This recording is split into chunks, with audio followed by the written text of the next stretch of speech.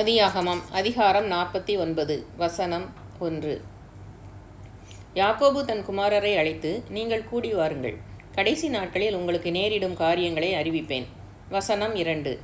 யாக்கோபின் குமாரரை, கூடி வந்து கேளுங்கள், உங்கள் தகப்பனாகிய இஸ்ரவேலுக்கு செவி கொடுங்கள். வசனம் 3. ரூபனே, நீ என் சேஷ்டபுத்திரன், நீ என் சத்துவமும் என் முதற்பலனும் ஆனவன், நீ மேன்மையில் பிரதானமும் வல்லமையில் விசேஷமும் ஆனவன். வசனம் 4. தண்ணீரைப் போல தளம்பினவனே, நீ மேன்மை அடைய மாட்டாய், உன் தகப்பனுடைய மஞ்சத்தின் மேல் ஏறினாய், நீ அதை தீட்டுப்படுத்தினாய், என் படுக்கையின் மேல் ஏறினானே. வசனம் 5. சிமியோனும் லேவியும் ஏக சகோதரர், அவர்களுடைய பட்டயங்கள் கொடுமையின் கருவிகள். வசனம் 6. என் ஆத்துமாவே, அவர்களுடைய இரகசிய ஆலோசனைக்கு உடன்படாதே, என் மேன்மையே, அவர்கள் கூட்டத்தில் சேராதே. அவர்கள் தங்கள் கோபத்தினாலே ஒரு புருஷனை கொன்று தங்கள் அகங்காரத்தினாலே அரண்களை நிர்மூலமாக்கினார்களே. வசனம் 7. உக்கிரமான அவர்கள் கோபமும் கொடுமையான அவர்கள் மூர்க்கமும் சபிக்கப்பட கடவது. யாக்கோபிலே அவர்களை பிரியவும் இஸ்ரவேலிலே அவர்களை சிதறவும் பண்ணுவேன். வசனம் 8. யூதாவே, சகோதரரால் புகழப்படுபவன் நீயே, உன் கரம் உன் சத்துருக்களுடைய பிடரியின் மேல் இருக்கும், உன் தகப்பனுடைய புத்திரர் உன் முன் பணிவார்கள். வசனம் 9. யூதா பாலசிங்கம், நீ இறை கவர்ந்து கொண்டு ஏறி போனாய். என் மகனே, சிங்கம் போலும் கிளச்சிங்கம் போலும் மடங்கி படுத்தான், அவனை எழுப்புகிறவன் யார்? வசனம் 10. சமாதான கர்த்தர் வருமளவும் செங்கோல் யூதாவை விட்டு நீங்குவதும் இல்லை, நியாயப்பிரமாணிக்கன் அவன் பாதங்களை விட்டு ஒளிவதும் இல்லை. ஜனங்கள் அவரிடத்தில் சேருவார்கள். வசனம் 11. அவன் தன் கழுதை குட்டியை திராட்சை செடியிலும் தன் கோழிகை கழுதையின் குட்டியை நற்குல திராட்சை செடியும் கட்டுவான். திராட்சரசத்திலே தன் வஸ்திரத்தையும் திராட்சை பழங்களின் இரத்தத்திலே தன் அங்கியையும் தோய்ப்பான். வசனம் 12.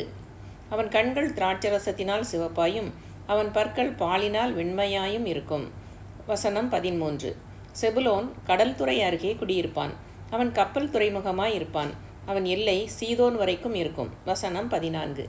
இசக்கார் 2 பொதியின் நடுவே படுத்து கொண்டிருக்கிற பலத்த கழுதை. வசனம் 15.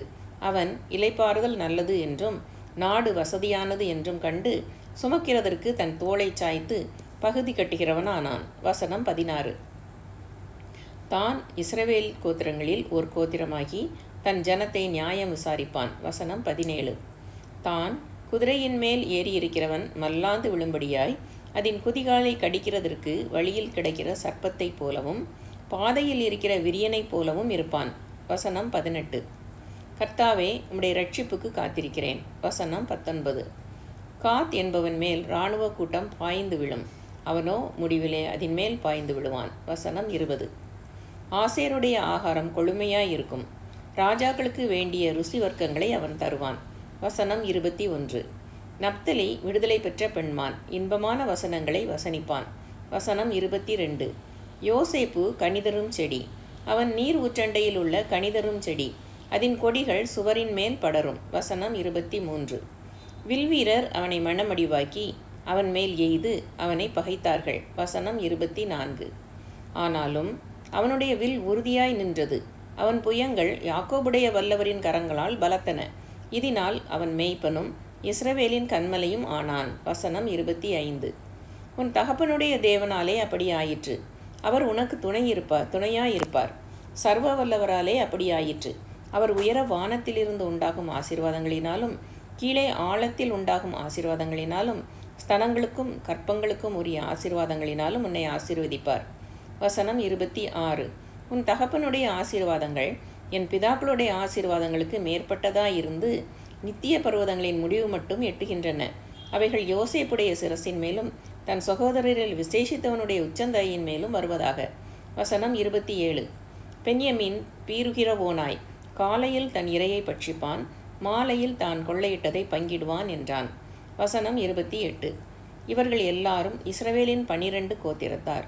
அவர்களுடைய தகப்பன் அவர்களை ஆசீர்வதிக்கையில் அவர்களுக்கு சொன்னது இதுதான், அவனவனுக்குரிய ஆசீர்வாதம் சொல்லி அவனவனை ஆசீர்வதித்தான். வசனம் 29.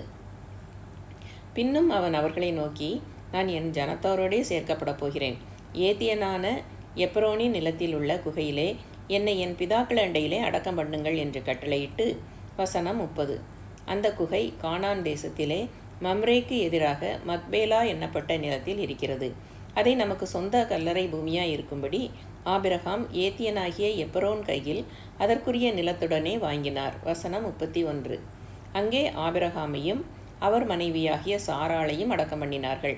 அங்கே ஈசாக்கையும் அவர் மனைவியாகிய ரெபெக்காளையும் அடக்கம் பண்ணினார்கள்.